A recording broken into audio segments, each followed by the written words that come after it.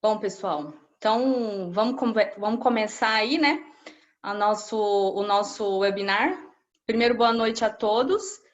Eu gostaria só de avisar que as perguntas vão ser feitas aí no Q&A, né? Então, vocês podem ir fazendo as perguntas, que no final da apresentação a gente vai ter um momentinho só para esclarecer essas dúvidas, certo?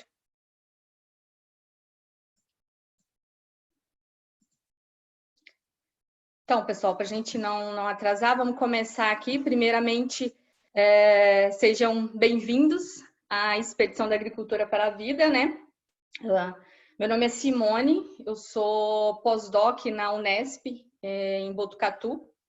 A gente trabalha no laboratório, eu trabalho no laboratório chamado Agrimip, que trabalha com estratégias de manejo integrado de pragas. A gente faz pesquisas em várias linhas dentro do manejo de pragas e vou falar um pouco sobre o projeto, o que é esse projeto, essa Expedição da Agricultura para a Vida, né? A gente viaja o Brasil inteiro, é um projeto itinerante, então a gente vai com esse caminhão nas principais regiões agricultoras do Brasil, né? Levar informações aí em 5 diferentes pilares, né? A gente fala sobre manejo de plantas daninhas, manejo de doenças, manejo de pragas, tecnologia de aplicação e segurança do trabalhador. Então, é uma equipe de pesquisadores, né? A minha responsabilidade nesses eventos geralmente é falar sobre pragas e doenças.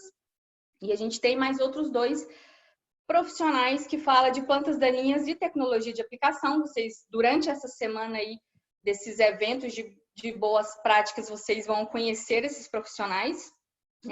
Esse projeto, pessoal, é um projeto inovador na área de boas práticas agrícolas, né? A Corteva, ela foi aí bem inovadora nesse sentido. Desde 2006 e 2016 existe esse projeto. Já foram mais de 4.000 pessoas treinadas em 246 eventos, então já tem bastante gente sendo treinada aí nesse sentido. E o diferencial deste projeto é realmente a dinâmica que a gente tem, né? É sempre prática, um treinamento de 3 horas e meia, normalmente, né? Cada pesquisador tem o seu momento aí para falar. Então, a gente tem que fazer, para prender a atenção de todo mundo, fazer com que seja isso tudo muito prático, né? Então, a gente tem dinâmicas práticas, um momento bem interativo, são turmas pequenas, grupos pequenos de pessoas assistindo esse treinamento, justamente para que a gente possa ter essa troca, certo? Então, o que vocês vão ter aqui hoje é só uma pequena parte, né? Uma parte do assunto, de um dos assuntos que a gente aborda lá no caminhão de boas práticas agrícolas, né? Então, o tema desse webinar hoje é o papel da seletividade no manejo integrado de pragas, né? Como integrar o controle biológico e o controle químico. E tudo isso, a origem desse tema, né? Tudo isso sai de dentro do manejo integrado de pragas. Né? Que a gente ouve se falar há muito tempo em MIP, né? Vamos utilizar o MIP. Na prática, existem algumas coisas que devem ser levadas em consideração. Então, eu tenho certeza que muitos de vocês já viram aí esse quadro, né? Essa casinha, né? Que a gente fala dessa construção do MIP, que tem como base aí a coleta de informação do campo. Lembrando que dentro do manejo integrado, nenhuma decisão é tomada por achismo, tudo existe muito solidificado em um alicerce que parte do princípio da identificação de pragas e inimigos naturais.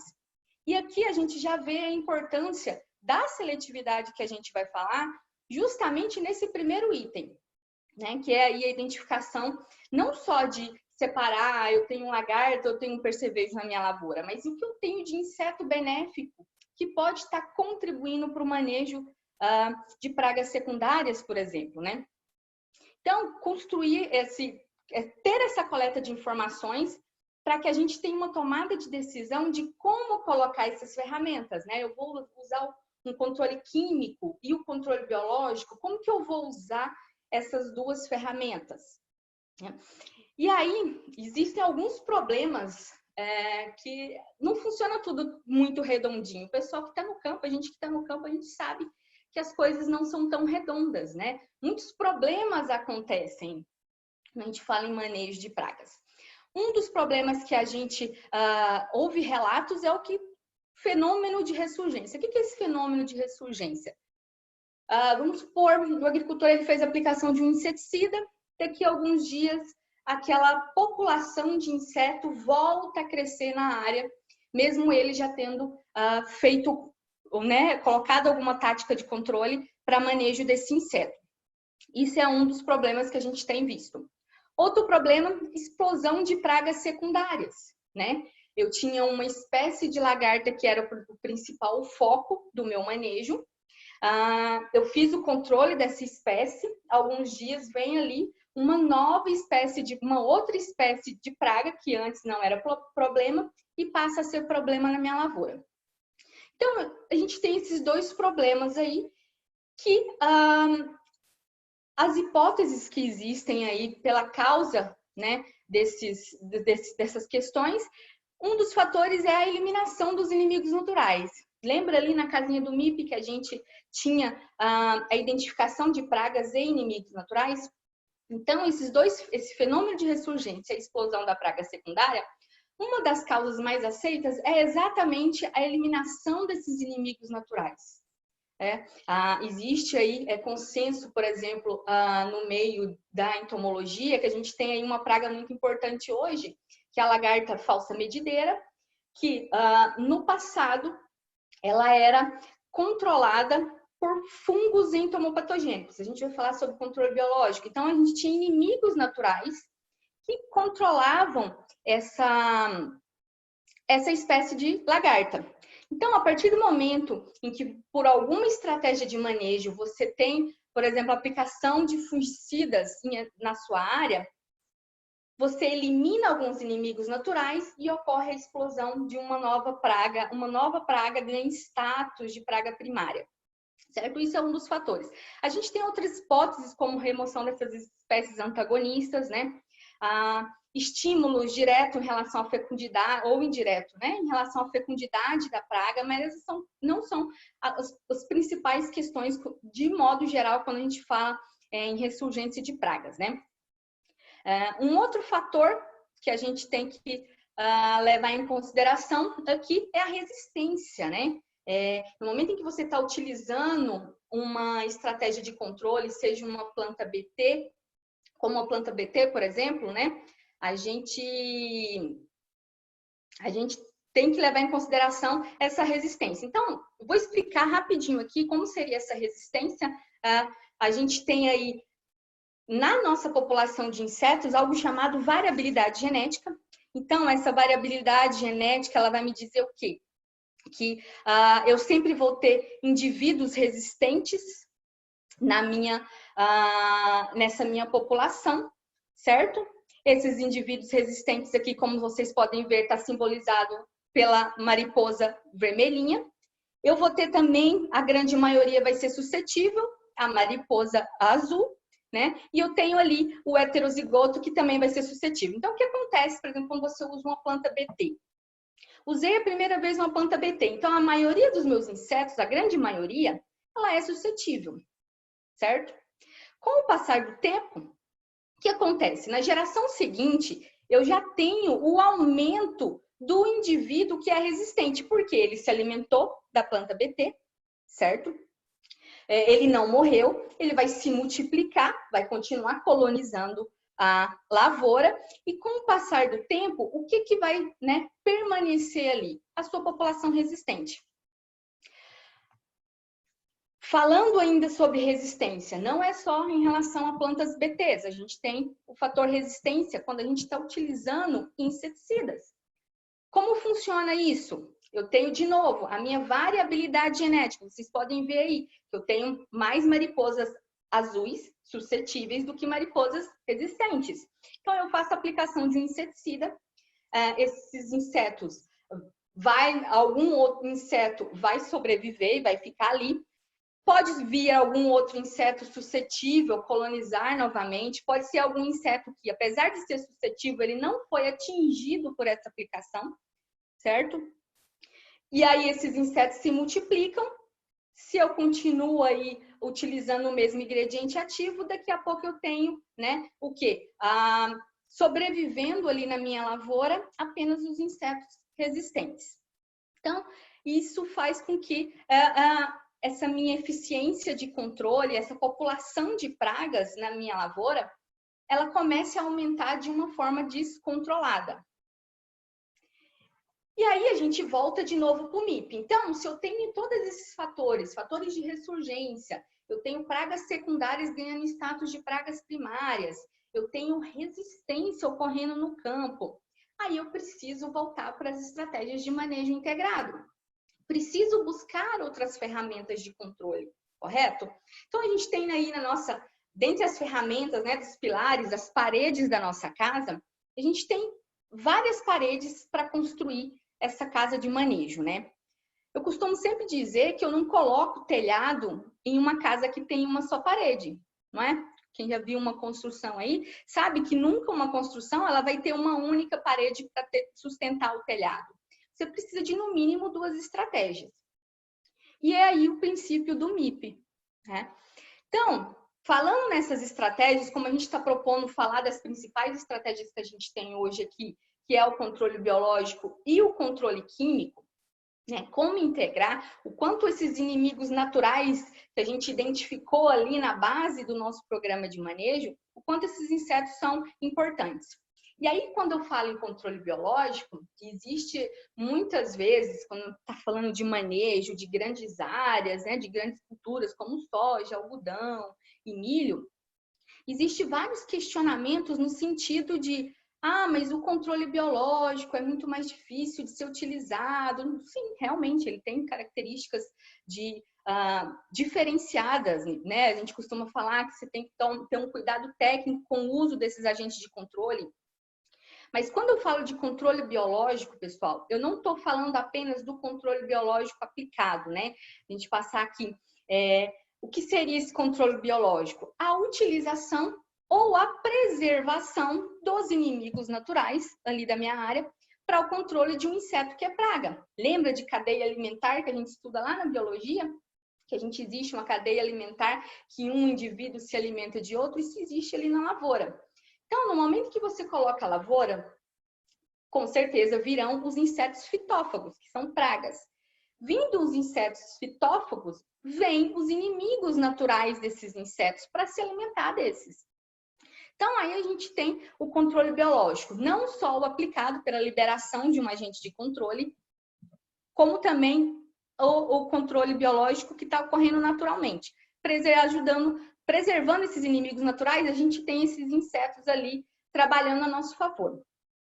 Então, dentro do controle biológico, temos aí 2 vertentes, que é sempre importante deixar claro. Macrobiológicos, né, que a gente chama que são os predadores e os parasitoides, e os microbiológicos, que são os patógenos, os entomopatógenos, né, fungos, bactérias, vírus e outros que causam doenças nesses insetos. Então, a gente tem esses 2 grupos de agentes de controle biológico atuando em nosso favor. O controle biológico vem crescendo. Em algumas culturas, se você pensar, por exemplo, em cana-de-açúcar, é muito mais utilizado, né? Tem aí o uso de cotésia, a gente tem o uso de fungos entomopatogênicos, né? Esses fungos têm crescido muito o uso desse grupo de agentes de controle biológico. Então, é mais uma ferramenta dentro aí desse programa de manejo, né? Só que sozinho ele não sustenta, né? Como eu falei, sozinho ele não vai sustentar. Mesmo que você pense em um sistema de manejo, um sistema de manejo orgânico, por exemplo. Se você utilizar só controle biológico, também não vai ter sustentabilidade, porque você não está utilizando o MIP, você só está utilizando o controle biológico. Vai perder o controle, né? Então, pensando nesse sentido, a gente precisa de outras estratégias. E aí vem uma das principais estratégias que a gente tem hoje disponível, né? O controle químico. O que seria esse controle químico? Consiste na utilização dos inseticidas para controle dessas pragas-alvo. E aí, quando a gente fala no uso de controle químico, existe uma série de recomendações dentro das boas práticas agrícolas, visando obter o máximo de eficiência desses produtos, né? Focando ali em manejo de resistência, né? A gente não quer perder essa ferramenta de controle, então a gente precisa ajudar a manejar esses indivíduos resistentes, né? Outro item dentro das boas práticas, tecnologia de aplicação adequada para que se atinja o alvo. Mas no final da semana, durante essa semana, vocês vão ter um momento para falar sobre tecnologia de aplicação voltada para isso, né? Rotacionar mecanismos de ação, tá aí um outro item de boas práticas voltado para o manejo de resistência. E dentro dessas recomendações, a gente tem aí o uso de inseticida seletivo. Né? E aqui a gente fala a primeira vez focado nessa seletividade desses produtos. Como esse produto seletivo vai me ajudar? No manejo da resistência, por exemplo. Né? Pensando nas estratégias integradas, além do fator preservar os inimigos naturais, lá para aquelas questões que a gente falou no início de ressurgência de pragas, né? Pragas secundárias, tem também o fator de manejo de resistência. Dentro da nossa casinha, o manejo de resistência, ele não é uma estratégia de controle, mas é uma estratégia para que as outras ferramentas de controle continuem ativas, como, por exemplo, plantas transgênicas ou o controle químico. Então, como é que esses agentes de controle biológico vão me favorecer no manejo de resistência, por exemplo? Lembra que eu mostrei como ocorre a resistência ali? A gente aplica um produto, ele vai sobrar inseto resistente que não vai ser controlado, certo? Quando eu estou trabalhando com manejo integrado, em que eu sei que eu utilizei um produto químico seletivo, a gente vai falar sobre essas características da seletividade, né? Um produto que é conhecido como seletivo, né? Eu vou preservar meus inimigos naturais, que são o quê? Agentes de controle biológico. Então, a gente já tem controle químico, controle biológico.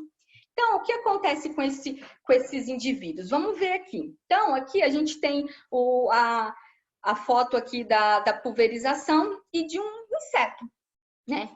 Então, nesse sentido, o que acontece? Eu fiz uma aplicação. Então, eu fiz essa aplicação, ele eliminou a grande maioria dos meus indivíduos, correto? Só que vai sobrar indivíduos. Lembra dos indivíduos resistentes? Esses indivíduos resistentes, eles podem estar sendo controlados pelos inimigos naturais que eu estou preservando. Então, ele vai reduzir a frequência desses indivíduos resistentes ali no campo, né? E vai ser um controle adicional. Então, quando eu falo em construir o manejo, então eu tenho várias paredes. Então, eu tenho ali um inseticida que me deu 75, 80% de controle. Mas eu preservei os inimigos naturais, que vai reduzir ali mais 10%, 15% da minha população de insetos pragas. E aí eu consigo construir de forma sustentável o meu manejo de insetos. Só que como integrar? Para integrar o controle químico, seja ele inseticida, fungicidas e herbicidas. Agora eu falei algo que eu não tinha dito antes, né? Até então eu estava falando de controle químico, falando de inseticidas. Por que falar de fungicidas, herbicidas e outros produtos ali que se encaixam dentro do controle químico? Por exemplo, se eu estou utilizando um fungo entomopatogênico, um metarrísio, né, que é utilizado bastante lá na cana-de-açúcar, por exemplo. Se eu estou utilizando um fungo entomopatogênico, eu tenho que me atentar para a seletividade dos fungicidas que eu estou utilizando voltados para doenças de plantas. Né? Então, eu não utilizo só o inseticida na minha lavoura, né? Eu utilizo herbicidas, fungicidas. Então, nesse momento, eu tenho que me atentar para a seletividade. Aquele fungicida que eu estou utilizando para o manejo de doença, ele tem algum efeito sobre o fungo entomopatogênico, que é inimigo natural da minha praga? Né?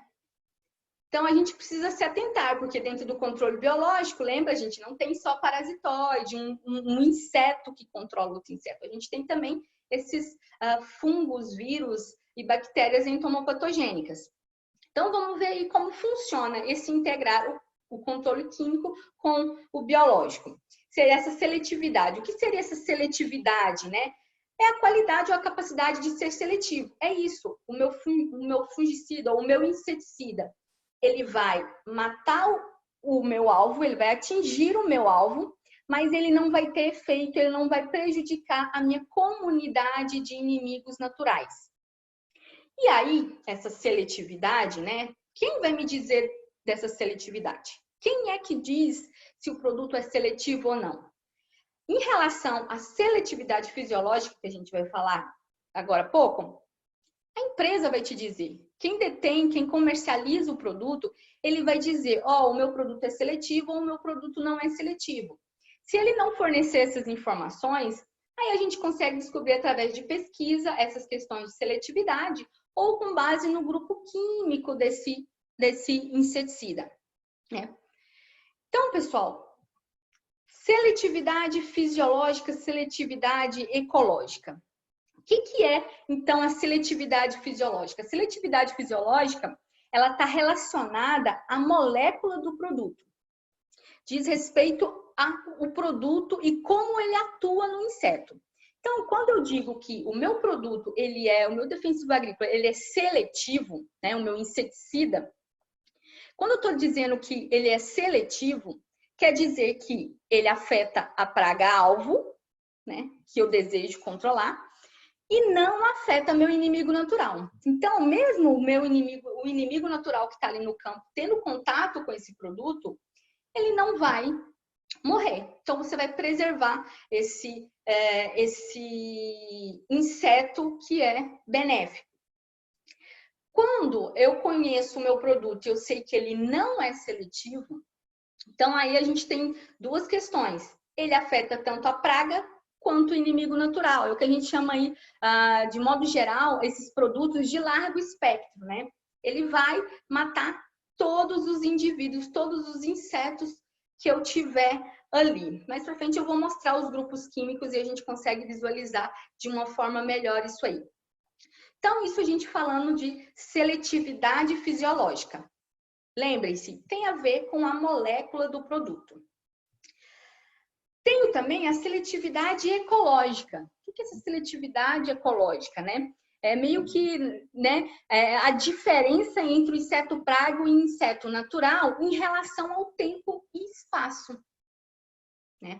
Então, quando eu utilizo, muitas vezes eu não posso utilizar a seletividade fisiológica, por exemplo, né? Porque eu falei ali que, por exemplo, produtos de largo espectro que vão matar tanto a praga quanto o inimigo natural, são os não seletivos, tá? Então, eu não vou usar um produto não seletivo, eu vou precisar usar em algum momento, né? Essas moléculas, a gente não pode descartar uma molécula, um produto, só porque ele não tem seletividade. Porque lembra que quando a gente falou de manejo, do uso de controle químico, que a gente tem outras práticas agrícolas, que uma delas é rotacionar os mecanismos de ação? Então, se eu vou rotacionar esses mecanismos, em algum momento durante o ciclo da cultura, eu vou ter que utilizar um produto não seletivo, fisiologicamente falando, né? E aí eu vou optar, talvez, por utilizar a seletividade ecológica, né? E aí, como falei, está relacionado a tempo e espaço. Eu posso optar por utilizar o produto, esse inseticida não seletivo, em um momento em que eu tenho o meu nível populacional de inimigos naturais mais baixo. Volto lá nos princípios do manejo integrado, que é a gente estar sempre monitorando praga e inimigo natural, né? Então, a gente tem aí essas questões, essas diferenças ecológicas. Um outro, né, ponto importante aí na seletividade ecológica é, por exemplo, o uso de produto sistêmico. Sistêmico em relação, né, que transloca na planta. Ou seja, esse produto ele vai afetar a praga, mas não afeta o inimigo natural. Por quê? Para que o inseto adquira essa molécula, ele precisa se alimentar da planta. Se meu inimigo natural, ele não se alimenta da planta, ele não vai ingerir a molécula desse inseticida, correto? Quando a gente utiliza, por exemplo, um tratamento de sementes, a gente está justamente utilizando aí, lançando mão da seletividade ecológica. Então, a gente tem sempre que ter em mente seletividade fisiológica, seletividade ecológica, né? Mas, pessoal, mesmo esse inseticida apresentando uma seletividade, né, em relação a esse inimigo natural, não matando esse inimigo natural, a gente tem que sempre se atentar para outro fator, que é o efeito subletal. E esse fator é bem levado em conta, principalmente quando a gente está trabalhando com um controle biológico aplicado, né?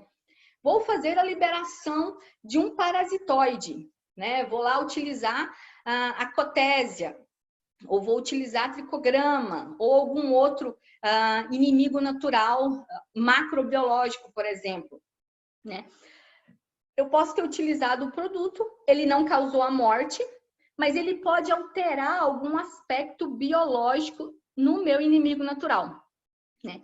Ou ele dificultar a capacidade de busca, ou ele pode reduzir a fecundidade, né, a capacidade de parasitismo desse inimigo natural. Então, são informações que a gente tem que levar em consideração quando a gente for colocar as estratégias de forma integrada, né? Eu sei que eu estou liberando um inimigo natural na minha lavoura, utilizando o controle biológico na minha lavoura. Então, eu tenho uma lista de produtos que eu sei que não vão matar, são seletivos, não vão causar morte, mas eles possuem algum efeito subletal. Então, será que nesse cenário, se eu fiz a liberação no dia de hoje do inimigo natural, será que o ideal não seja eu esperar mais 2, 3 dias para eu fazer a aplicação desse inseticida? Se for possível esperar? Então, são questões que a gente deve levar em consideração no momento da tomada de decisão de quando colocar essa ferramenta de controle. E aí, pessoal, como é que eu vou classificar esses inseticidas, né? Existe uma norma internacional, né, a IUCN, ela padroniza os estudos de seletividade, né? Órgãos de pesquisa aí, a gente, no grupo de pesquisa que eu participo, a gente faz esse tipo de estudo, né? E a gente consegue classificar esses inseticidas com base no efeito nesses inimigos naturais. Por exemplo, classe 1 aí, que a gente coloca até como verde, né? Que é inócuo, ele não tem esse efeito de matar esses inimigos naturais, levemente nocivo, moderadamente nocivo e nocivo, que são os mais tóxicos, né? Quando é que eu vou classificar seletivo ou não seletivo? Geralmente, classe 1 e classe 2 é quando a gente considera que o produto é seletivo fisiologicamente falando. Lembrando que aqui essa classificação é para essa seletividade fisiológica. A gente não está falando da seletividade ecológica agora, né? E aí, como funciona daí esses estudos? Só um exemplo que eu tenho, vou mostrar aqui para vocês, né? Testando aí alguns tratamentos, alguns ingredientes ativos, né? E aí a gente tem que testar esses produtos para diferentes fases desses inimigos naturais. Então, a gente tem aqui, por exemplo, tricograma, um parasitoide de ovos. Pelinomys também parasitoide de ovos. Então, a gente tem várias fases. A fase de ovo, larva e pulpa e adulto do inimigo natural. Aqui em relação ao inimigo natural, hein, gente? Então, a gente pode ver que alguns produtos aí, eles têm a classificação 1, tá verdinho aí, então eles são inócuos, então eles não vão causar não vão causar a mortalidade desses indivíduos. Mas a gente tem outros produtos que esses sim vão causar. Por exemplo, lambda-ciolotrina, né? Eles são nocivos, né? Na fase de ovo, são aí na fase de larva e pupa, por exemplo, ele já não é tão nocivo. Repare que para cada fase do inseto, esses produtos eles vão ter uma toxicidade, né? Então pode ser, isso é importante também. Lembra que eu falei lá, quanto tempo eu vou poder utilizar um produto que é tóxico, né? A um inimigo natural. Eu vou ter que me atentar para qual fase do meu inimigo natural eu tenho ali na minha área, né? Para saber quando colocar. Então, pessoal, essa seletividade, por que eu não coloquei aqui mais outros produtos? Depende de vários fatores. Essa seletividade fisiológica vai depender do ingrediente ativo, né? Ela é variável em relação ao produto comercial. Muitas vezes, o mesmo ingrediente ativo, mas em produtos comerciais diferentes, eles vão mostrar diferenças em relação à seletividade, né? Por isso que esses estudos devem ser incansáveis. Não, no momento que você há lançamento de novos produtos, ajustes de doses, a gente tem que continuar utilizando esses dados, buscando esses dados de seletividade. O mesmo para fungicidas, né? Se a gente está falando aqui, o inimigo natural que eu estou mostrando aqui é tricograma. Então, é outro inseto. Então, vocês podem ver que a grande maioria dos fungicidas não foram seletivos a esse inimigo natural. Se eu tivesse mostrando, por exemplo, avaliando Metarhizium e vendo o efeito dos fungicidas na mortalidade desse fungo Metarhizium, aí seria diferente, aí a gente iria ter uma toxicidade, né? Ia ser classificados mais como não seletivos. Então, tudo depende do alvo que eu estou testando. Também tenho que levar em consideração os herbicidas. Eu sei que o foco do herbicida é planta daninha, mas esses herbicidas eles podem ter algum efeito sobre essa população de inimigo natural e a gente precisa conhecer. É claro que esse impacto vai ser bem menor do que de um outro inseticida, né? Mas ele ocorre. Então, nesse trabalho aí de 2016, a gente pode ver que a gente tem vários insetos, vários inimigos naturais testados aí, e a gente tem aí alguns herbicidas que são seletivos, outros herbicidas que não são seletivos. E aí, como vocês podem ver, aí nesse caso, os testes foram feitos com diferentes, né, marcas comerciais desses produtos, justamente para mostrar isso, que muitas vezes dentro do mesmo ingrediente ativo a gente tem essa variação, né? Então, pessoal, voltando aí nessa classificação da seletividade em relação aos inseticidas, a gente tem, por exemplo, esse quadro aí que foi desenvolvido pela Embrapa, em que a gente consegue ver muito bem como funciona a seletividade dentro desses grupos químicos. Lembra que eu falei? Produtos de largo espectro geralmente são menos seletivos, né? São mais tóxicos. A gente tem aí os piretroides e os fosforados, né? Bem conhecidos, né? Por esse amplo espectro de ação. E a gente tem, por exemplo, os baculovírus e o Bacillus thuringiensis, que são aí produtos biológicos. Lembra que eu falei lá, controle biológico tinha o vírus e tinha bactérias? Então, esses produtos biológicos, eles também são seletivos a esses outros macrobiológicos, né? Outra coisa importante, dentro dos grupos dos inseticidas, por exemplo, a gente tem ali os inseticidas que vão atuar ali nos nervos e nos músculos do inseto. A gente precisa conhecer. Informação ela é importante para essa tomada de decisão. Então, dentro desses grupos de inseticidas que atuam nos nervos ou nos músculos do inseto, a gente tem aí os piretroides e tendiamidas, né? E como vocês podem ver, um altamente tóxico e outro mais seletivo. Então, aqui a gente vê como existe essa variabilidade mesmo dentro de como esses inseticidas estão atuando no controle dos insetos, né? Se a gente vê aí, pegar os inseticidas que atuam no sistema digestivo do inseto, por exemplo, se a gente vê aqui, como por exemplo os BTs, né, vão ser mais seletivos. Os que atuam na muda, né? O que é a muda? É a equidise do inseto, é quando o inseto ele vai se desenvolvendo, ficando mais velho, né? Então, os que atuam nesse processo, eles também vão ter um grau de seletividade maior. Por quê? Por causa da especificidade do processo em cada espécie de inseto. essa especificidade, ela vai trazer essa seletividade justamente por isso, por causa dessas diferenças fisiológicas entre um indivíduo fitófago e um indivíduo que é inimigo natural.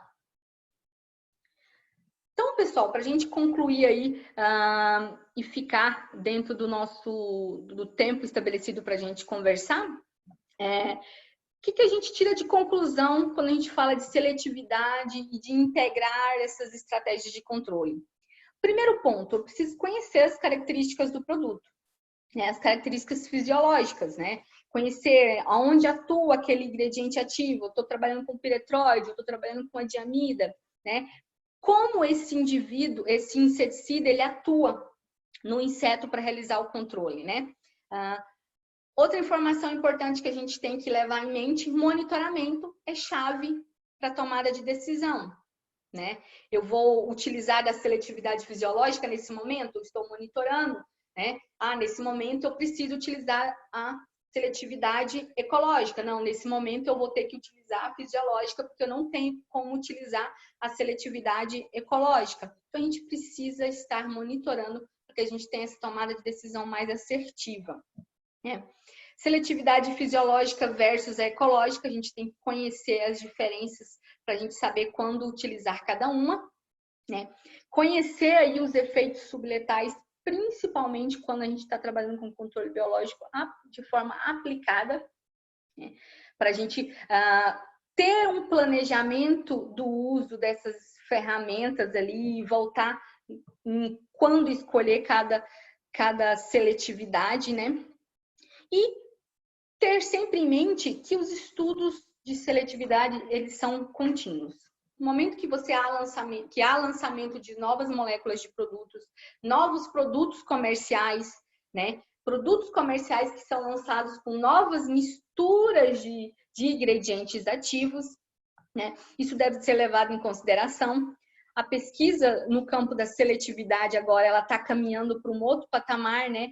Que é a mistura de produtos, né? O momento que eu misturo um herbicida com um fungicida, com um inseticida naquela cauda, quais os efeitos disso nessa seletividade? Ele vai alterar a minha seletividade fisiológica ou não? Então, isso é o futuro da pesquisa na seletividade.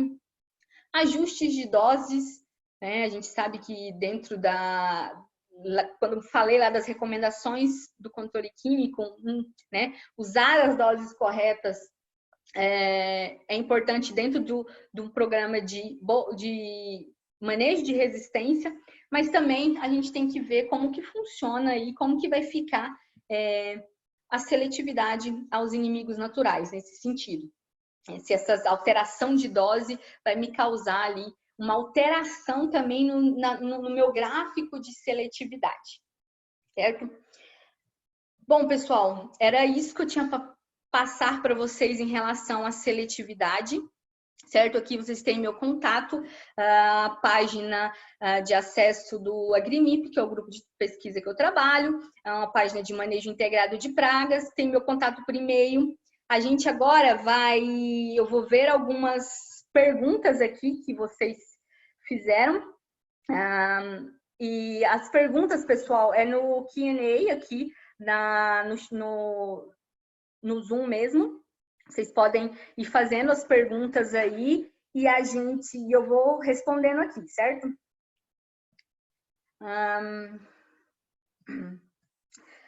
Tá, aqui a gente tem uma pergunta. Não sei não vou falar o nome da pessoa, mas a pessoa, se ela tiver ainda, ela vai conseguir ver.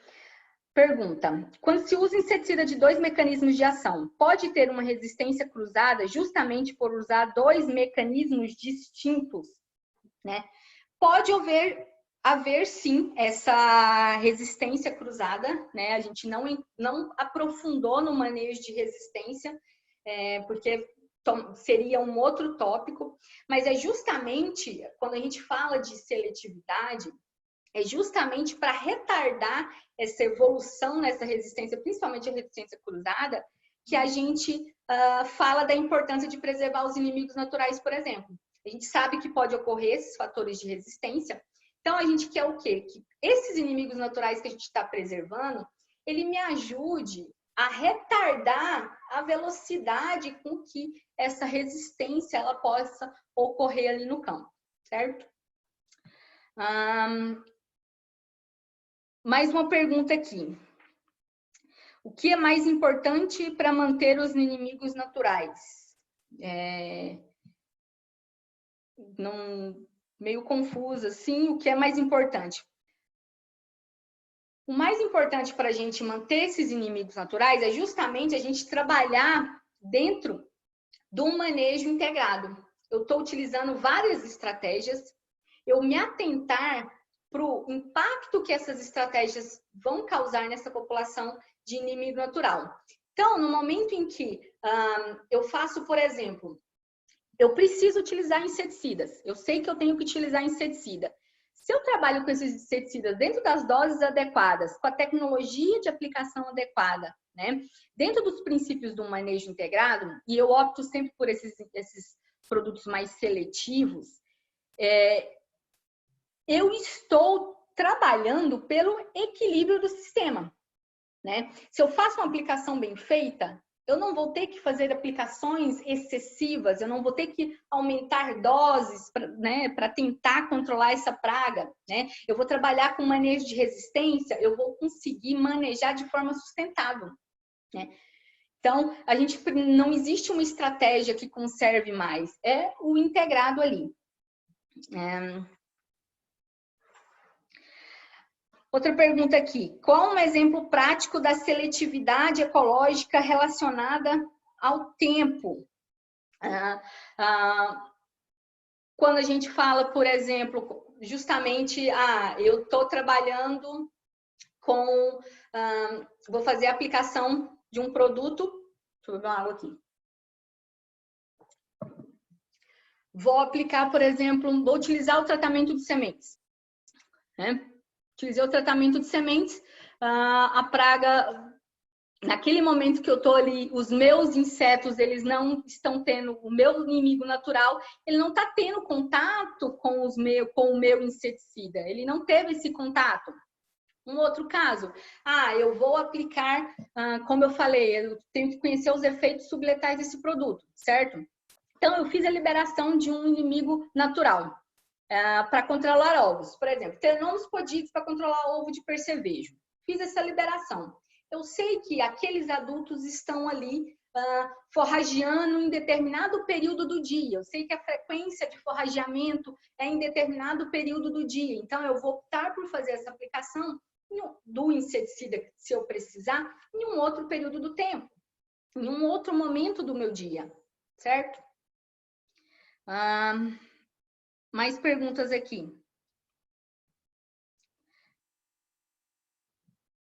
Alguém tem mais... Pessoal, perguntas lá no Q&A, viu? Por favor. Só as perguntas que forem enviadas lá que a gente vai conseguir pegar e responder.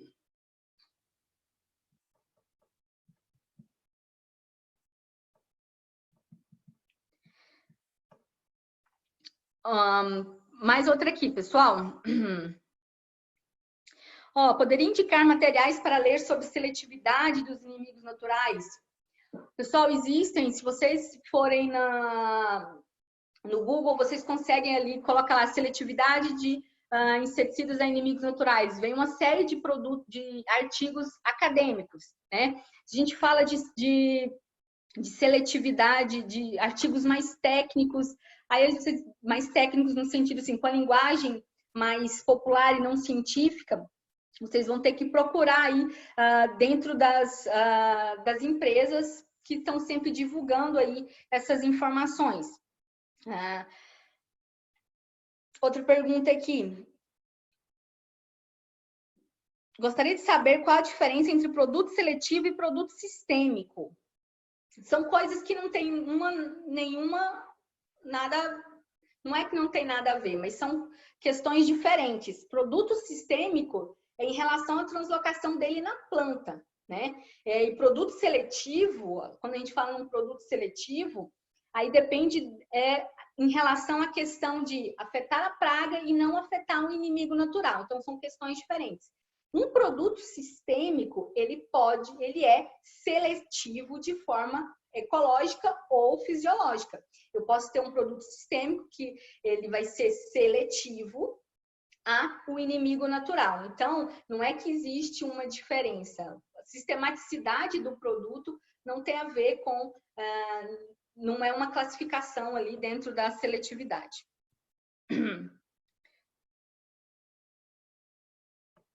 A respeito da utilização do controle químico e biológico, qual sua opinião sobre uma utilização desses dois mecanismos em uma única pulverização?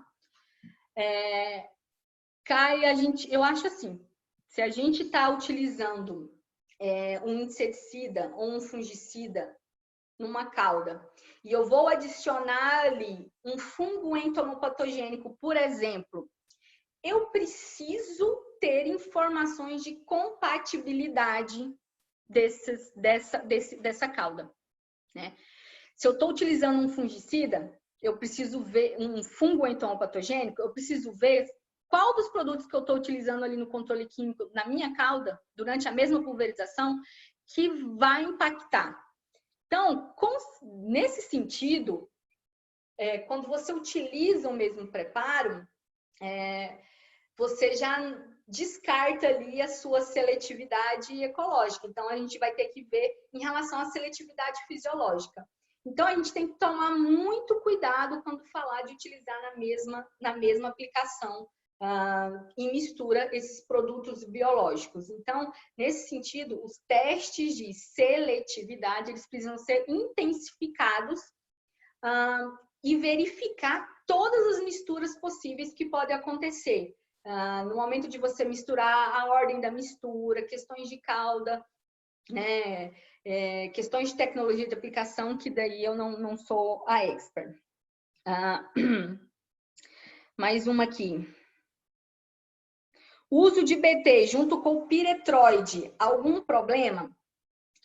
Então, pessoal, o piretroide, ele é um produto de largo espectro. Quando a gente fala de utilizar dessa forma específica, a gente tem que ter um teste específico em relação ao BT que eu estou utilizando. Porque não é só falar ao BT produto, eu estou entendendo aqui que é o BT em forma de produto comercial, né? Se eu estou falando de plantas com resistência, plantas, as conhecidas como plantas BTs, não tem nenhum problema, né? Porque o que sobrar ali o indivíduo resistente que se alimentou da planta BT e não morreu, ele pode ser controlado com esse inseticida. Mas em relação ao produto biológico BT, a gente tem que verificar esse efeito do inseticida na bactéria.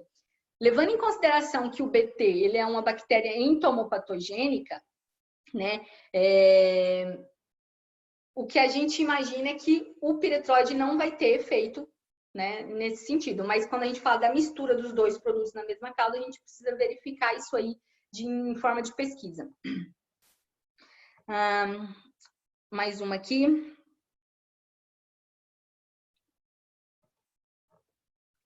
O produto sistêmico só atua no inseto se for consumido, e no momento da aplicação, eles não podem matar o inseto se o alvo for atingido? Pessoal, aí entra em relação à sistematicidade, em efeito de controle desse produto. Geralmente, esses produtos sistêmicos, né, depende do mecanismo de ação desse produto sistêmico, né? Quando eu falei sistêmico, eu falei em relação à translocação ali na planta, né? Então, no momento da aplicação, eles não podem matar o inseto. Quando a gente fala nisso, produto sistêmico, geralmente você tem também misturas com produtos de contato, né? Então, aí sim. Então, é complicado você falar se vai matar o inimigo natural ou não. Qual o seu ponto de vista sobre aplicar produto BT sobre plantas com tecnologia BT? Você está acelerando o processo de resistência, né? Acontece muito do pessoal querer usar o produto BT em áreas de refúgio, por exemplo.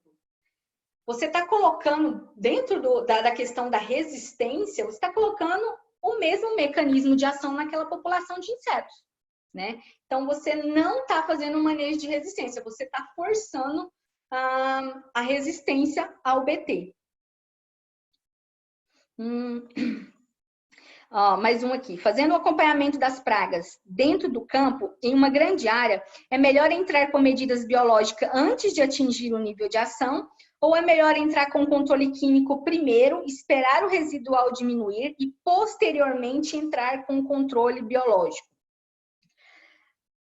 Pessoal, o controle, quando eu mostrei ali, o controle de pragas, independente da estratégia que você está utilizando, ele só deve ocorrer quando atinge o nível de controle. Se não atingir o nível de controle, não é porque não atingir o nível de ação que eu vou, então, colocar um biológico. Os produtos biológicos, eles têm que ter o grau de eficiência, assim como os produtos químicos, né? A não ser que o nível de ação para o controle, aquele agente de controle biológico específico, seja um nível de ação diferente do que é utilizado para o controle químico. Aí sim. Mas essa de a gente ainda não atingiu o nível, então eu vou colocar um biológico. Não, não é essa a regra. Como a agricultura digital pode ajudar o MIP? Né? A gente falando aí dessas ferramentas, principalmente de monitoramento, né? Eu acho que o grande benefício dessa agricultura digital, um dos fatores principalmente melhorar ferramentas de monitoramento, né? Facilitar ali o acesso a essa coleta de informações no campo e isso ser mais rápido, né? Para a gente ter um tempo de planejamento e de estratégia para colocar as ferramentas de controle.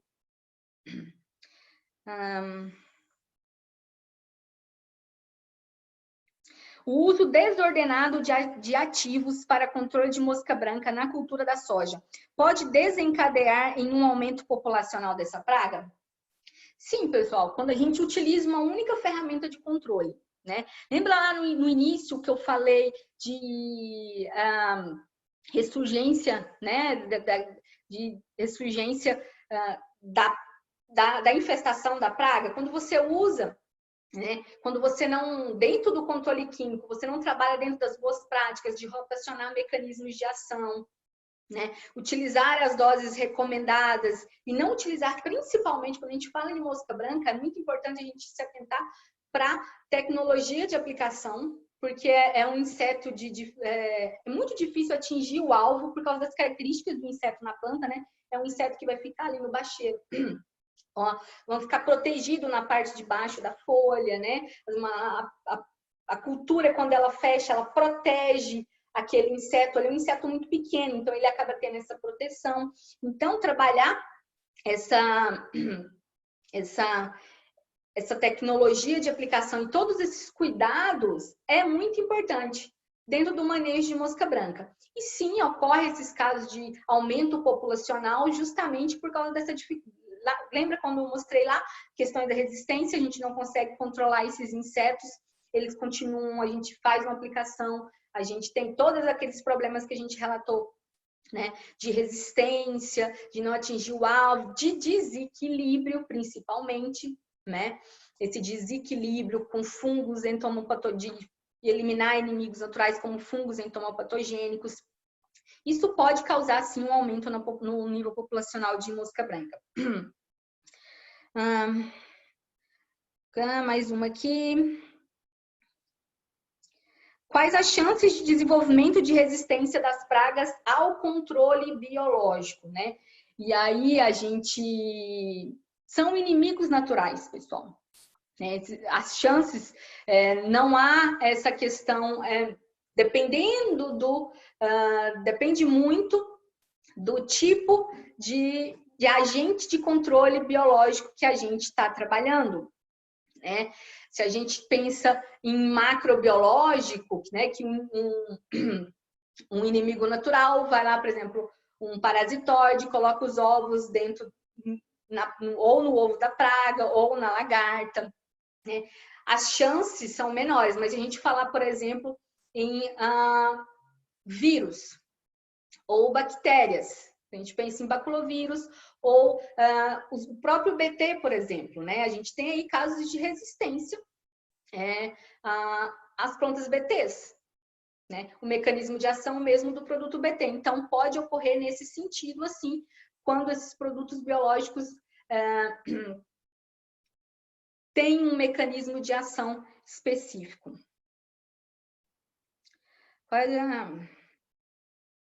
Quanto ao uso de fungicidas na aplicação zero, pensando na seletividade e preservação dos inimigos naturais na soja, o ideal seria trabalhar com estrobilurina. Então, aqui já é uma pergunta um pouco fora, né? A pessoa quer saber nessa primeira aplicação, que é essa aplicação zero é a aplicação de fungicida ali de forma preventiva, né? Voltado para ferrugem.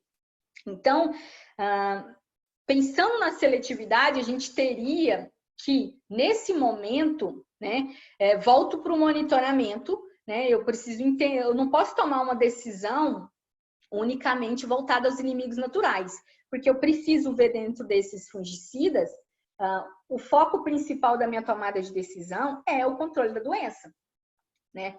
Nesse momento aqui. Então, se eu não estiver aplicando um produto biológico que seja um fungo, por exemplo, não vai ter importância, né? Agora, se eu estiver utilizando, nesse momento da aplicação zero, eu fiz uma aplicação de metarrhizium, ou vou fazer uma aplicação de metarrhizium na mesma época ali, ou bovéria, algum outro fungo. Aí eu preciso ver dentro do meu produto comercial se eu tenho aqui, então, informações de seletividade para esse fungo entomopatogênico em relação a esses fungicidas.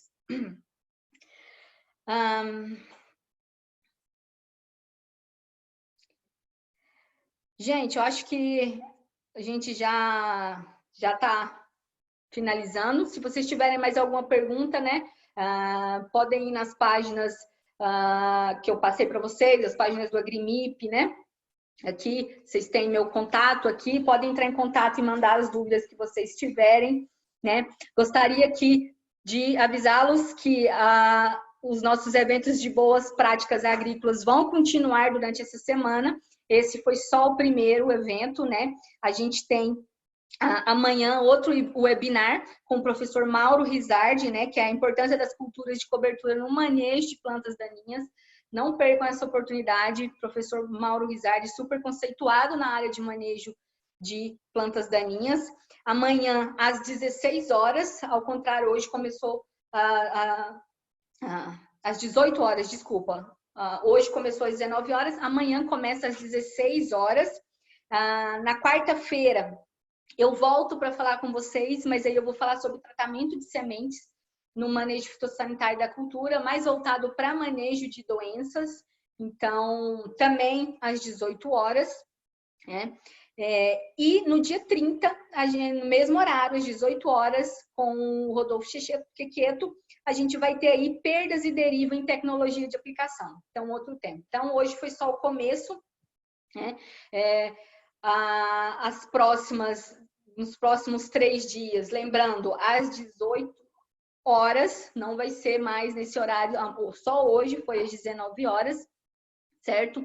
Então, eu espero que todos voltem para prestigiar os meus colegas e continuar aí com a expedição da agricultura para a vida, certo? Muito obrigada, pessoal. Agradeço a paciência de vocês e até a próxima.